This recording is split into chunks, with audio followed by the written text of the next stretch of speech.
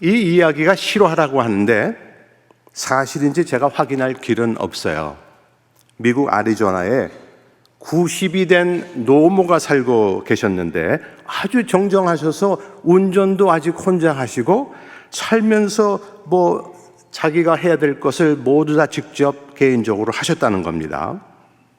아들 둘이 있다고 그러는데 어머니가 90이니까 아들 둘도 노인입니다. 근데 아들 둘이 그렇게 분별력이 좋은 사람은 아니었나 봐요. 애리조나에 범죄 사건이 자꾸 발생하니까 두 아들이 어머니에게 권총을 사주자고 결정을 했답니다. 아주 엉뚱한 이런 결정을 내린 후에 미국에서는 권총 구입하는 것이 비교적 쉽지 않습니까? 권총을 사들이고 권총 사용법 훈련까지 받을 수 있도록 했다는 거예요. 그 후로 이 노모는 이 권총을 자기 손가방에 넣고 다녔어요. 하루는 이분께서 반찬거리를 사서 집에 돌아가기 위해 본인의 차를 향해 쇼핑 카트를 밀면서 가는 겁니다. 그런데 이분 차 앞자리에 두 사람의 낯선 남자가 앉아 있는 거예요. 드디어 올 곳이 왔구나. 이분 그냥 심장이 쿵쿵 뛰기 시작합니다. 손가방에서 권총을 꺼내 들고 차 가까이 가서 소리쳤어요. 당장 내려, 안 내리면 쏜다. 갑작스러운 노인의 고함을 듣고 정체불명의 두 괴한이 차에서 허겁지겁 내려 도망을 갔습니다.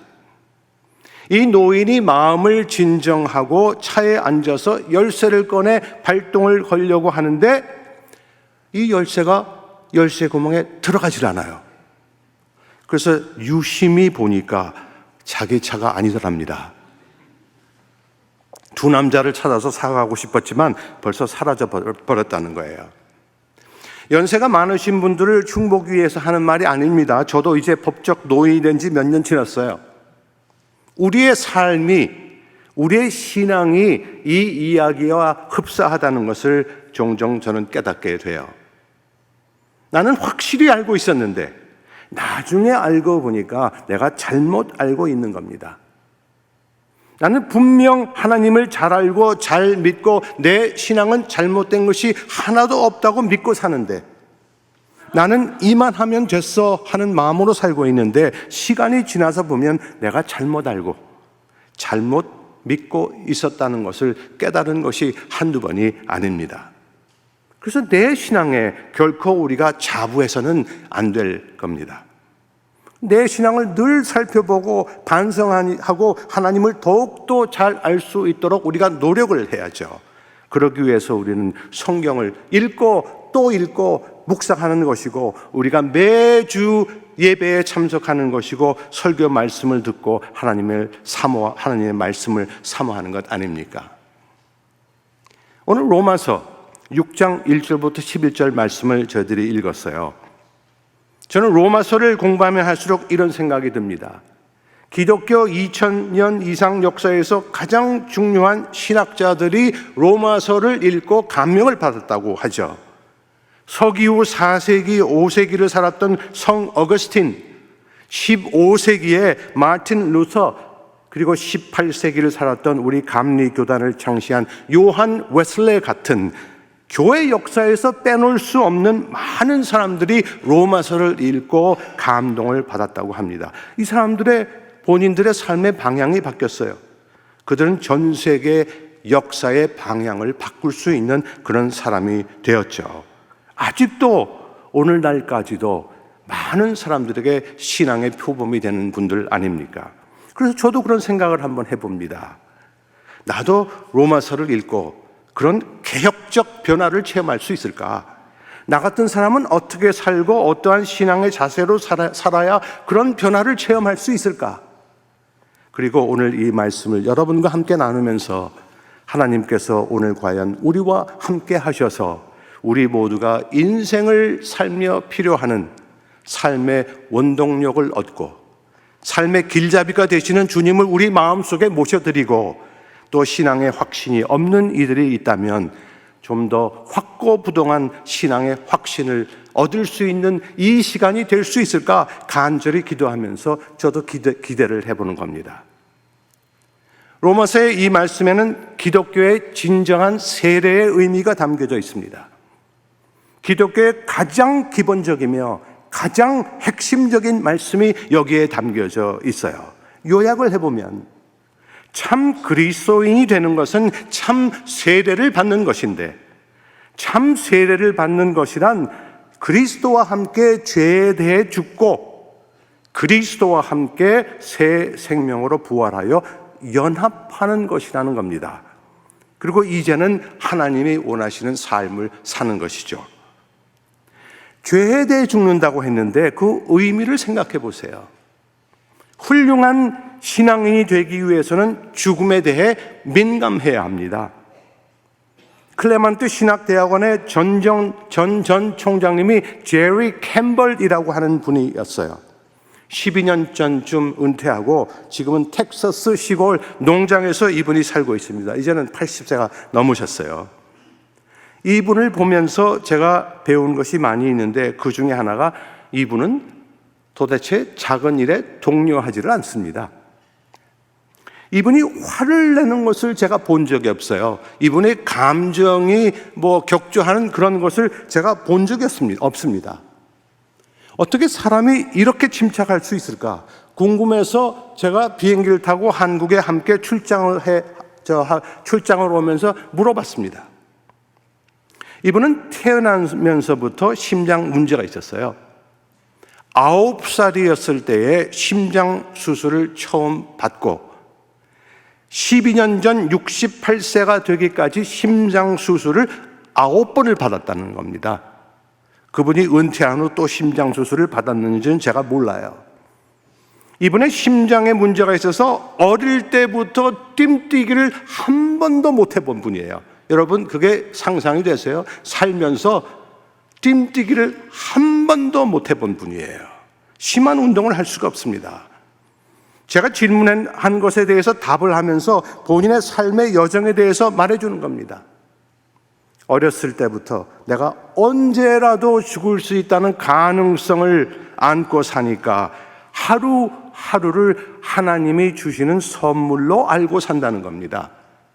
매일매일 하루를 시작하면서 이분의 목표는 오늘 누구의 삶에 기쁨을 안겨줄 수 있을까 였다는 거예요. 작은 일에 너무 연연하지 않기로 했다는 겁니다. 그리고 큰 일에, 진정 중요한 일에 충실해야겠다고 결심을 했다는 거예요. 내가 언제라도 죽을 수 있다는 것을 절실히 느끼면서 살고 있기 때문에 작은 일에 연연하지 않는 삶을 살 수 있게 됐다는 겁니다. 몇 년 전 감리교 신학대학교의 목회상담 교수였던 안성모 교수가 시한부 인생을 살고 있었죠. 폐암으로 약물 치료를 2번째 받고 있었는데 경과가 좋지 않다는 겁니다. 병원에서 간호사들이 완쾌할 것입니다, 희망을 잃지 마세요 라고 말하지 않더라는 겁니다. 남은 삶을 고통 없이 사셔야죠 라고 말을 하더래요. 여러분들 호스피스 교육자 세미나를 한다고 들으셨는데 가능하시면 꼭 참석해 보시기 바랍니다. 우리 신앙에 대해서 좀 더 깊게 많은 것을 배우고 느끼실 수 있을 거예요. 이분이 감사의 조건들을 떠올리면서 글을 쓰고 있다고 하면서 시골에서 자란 것 감사하고 한학자의 가정에서 자란 것 감사하고 작은 일들에 대해서 감사하고 지나온 삶의 여정에 감사한다는 이러한 글을 페이스북에 올린 것을 제가 인상 깊게 읽었어요. 내가 시한부 삶을 살고 있기 때문에 나의 삶이 내가 지금 느끼고 생각하고 바라고 행동하는 것들이 바뀌었습니다 라고 안성모 교수가 글을 쓰고 있는 거예요. 죽음을 가깝게 생각할수록 삶의 귀중함, 하루하루의 귀중함을 깨닫게 되고 좀 더 잘 살아보려고 하고 또 삶에서 무엇이 중요한지를 깨닫게 되는 것이죠. 이렇게 되면 우리는 죄에 대해 죽을 수 있어요. 내가 평소에 그렇게 미워하던 사람을 사랑할 수 있고 나에게 그렇게 못되게 굴던 사람도 이해할 수 있는 관대함이 생길 수 있고 그토록 중요하게 생각했던 어떤 물질적 풍요함 또는 허위 의식들이 중요하지 않게 될 수 있다는 겁니다. 하루하루의 시간에서 사랑과 자비와 용서를 경험하는 일들을 우리가 더 많이 이룩할 수 있을 겁니다. 이렇게 되면 부모, 자식, 친구 관계, 목사님과의 관계, 교회에서의 생활 속에서 구체적인 변화를 추구할 수 있습니다. 이것이 바로 죄에 대해 죽고 그리스도 예수와 함께 부활한 사람들이 누릴 수 있는 변화된 세례의 역사입니다. 예수와 함께 죄에 대해 죽어 이제 새 생명을 위해 예수와 함께 다시 살아 연합한다고 하는데 그 뜻이 무엇입니까?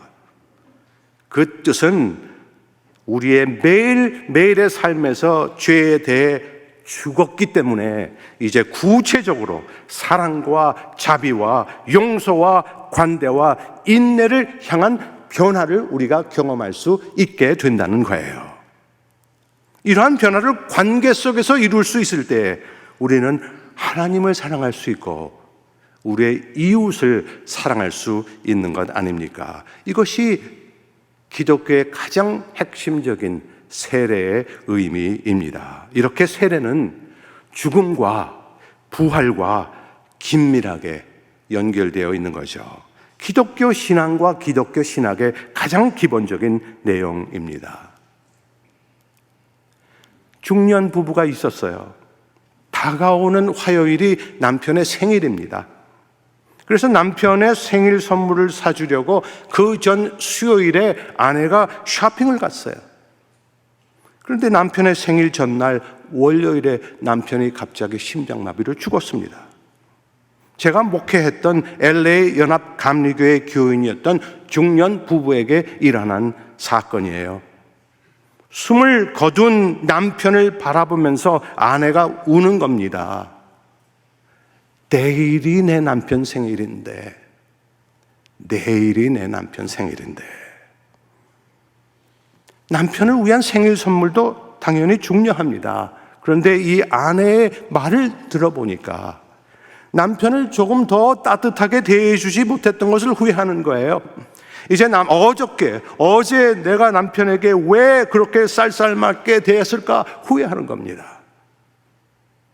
우리가 이 세상을 언제 떠날지 어떻게 알 수 있겠어요?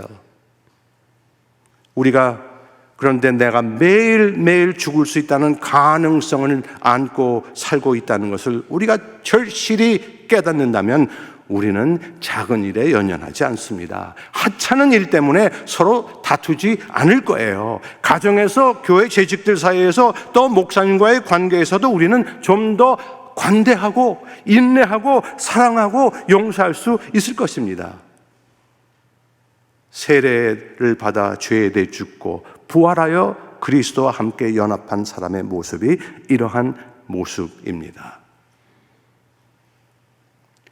그리스도를 믿는 우리들이 우리 생활에서 일어나는 구체적인 사건들에 대해 좀 더 심각하게 신앙적으로 생각을 해야만 합니다. 신앙은 교회에 와서 1시간 예배를 드리면서 참여하는 의식만이 아니지 않습니까? 신앙은 교회에 정성스럽게 준비하여 온 헌금을 바치는 것만이 아니지 않습니까? 이러한 신앙의 모습은 당연히 귀한 모습이지만 그것보다 더 중요한 것은 참된 신앙은 우리의 삶에서 좀 더 사랑하고 좀 더 용서하고 좀 더 관대하고 좀 더 인내하는 사람이 되는 거죠. 이러한 모습이 더욱더 자연스럽게 좋은 습관으로 만들어줄 수 있게 하기 위해서 우리는 매주 예배에 참석하는 것이고 헌금을 통해 헌신하는 것을 배우는 것이고 성경을 읽는 것이고 기도와 찬송을 하는 것 아닙니까? 제가 속한 미국 연합 감리교단 남가주 연회에 다널드 쿡이라고 하는 목사님이 계셨었어요. 수년 전에 돌아가셨습니다. 이분이 은퇴하기 전이었는데 건강진단을 받으러 갔는데 의사가 검사할 것을 다 해보더니 전립선 암이래요. 요즘에 전립선 암 치료하는 기술이 많이 발전되었다고 하지만 암에 걸렸다는 소식에 이분이 큰 충격을 받았어요. 또 다른 의사를 찾아가서 의견을 물었습니다. 틀림없는 전립선 암이라는 거예요. 이분이 대단히 건강한 분이었습니다. 매일 아침 40km 자전거를 타는 분이었어요. 최종 진단을 받고 2주가 지나서 연예에서 발간하는 신문이 있는데 이분이 그 신문에 기사를 썼어요. 나는 건강에 대해 항상 자신이 있었습니다. 전립선 암이라는 진단을 받고 큰 충격을 받았습니다. 저를 격려하고 기도해 주시는 분들께 감사합니다. 이 일을 겪으면서 깨닫는 것이 하나 있습니다. 역시 교회는 세상과 달라서 사랑과 동정과 연민이 많은 곳이라는 것을 직접 체험했습니다. 평소에 자전거를 매일 40km 타고 있는데 아직도 자전거를 타고 있습니다. 제가 할 수 있을 때까지 자전거를 탈 것입니다. 새로 나온 약물 치료를 받고 있습니다. 앞으로 어려운 일들이 앞에 다가오겠지만 염려와 걱정과 불안 속에서 살지 않고 오늘 내게 주어진 그 순간순간을 기쁘게 적응하며 살 것입니다. 그리고 이제 내 생애 목표는 10 more Easters, 부활을 10번만 더 사는 것입니다 라고 쓰고 그 기사를 마쳤어요. 부활을 10번만 더. 이 말씀을 깊이 명상하면서 오늘 읽어드린 로마서의 말씀을 다시 생각해 봤어요. 우리가 10년이라는 시간을 사는데 10년이라는 달력의 시간을 사는 것이 아닙니다. 매년 돌아오는 부활의 역사를 체험하고 살겠다는 다짐이에요. 오고 또 오는 부활절을 소위 절기로 지키고 지나가는 삶을 살겠다는 것이 아니라 죄에 대해 죽어 그리스도와 함께 부활하여 그리스도와 함께 새 생명에 연합하는 삶을 살겠다고 다짐하는 겁니다. 앞으로 다가올 부활절이 예배와 의식으로 끝난 10번의 사건에 불과한 것이 아니라 이분은 부활절이 올 때마다 피를 흘리고 몸의 한 부위를 도려내고 뼈를 갉아내어 이룩하는 죽음으로부터 부활하는 그런 삶을 살겠다는 신앙의 결단이에요. 제가 작년에 고관절뼈, 영어로 다 이거 번역하면 엉덩이뼈라고 그러는데 말이죠. 엉덩이뼈 교체 수술을 했습니다. 수술실에 들어가는데 제가 할 수 있는 것은 아무것도 없어요. 내 생명을 남에게 전적으로 맡기는 겁니다. 엉덩이 뼈가 이렇게 널쩍하게 이렇게 있지 않습니까? 그 중간에 이렇게 소켓가 이렇게 달려 있고 다리뼈가 무릎에서 올라와서 그 소켓 안에 이렇게 공같이 싹 들어가고 이게 이렇게 움직이는 거죠. 고관절뼈를 전기톱으로 잘라내더라고요. 그리고 새로 만든 교체 뼈를 망치로 때려서 뼈 속에 박아 넣습니다. 그 쇠 끝에 공같이 생긴 플라스틱이 있어요. 이 엉덩이 소켓은 이걸 갉아내고 새로 된 소켓을 그걸 심고 그것을 나사로 고정을 시킵니다. 공항 시큐리티 체크를 할 때면 저는 할 때마다 직원에게 얘기해요. 저는 제 몸속에 금속물이 들었습니다 라고 말이죠. 이런 수술을 경험하면서 신앙이 무엇인지 하나님을 의지한다는 것이 무엇인지 새롭게 깨닫는 계기가 됐습니다. 수술 준비를 하는데 제가 할 수 있는 것은 아무것도 없어요. 의사 선생님에게 전반적으로 모든 것을 다 맡겨야 돼요. 신앙도 하나님을 믿는 것도 이러한 것이구나 하고 절실히 깨달았습니다.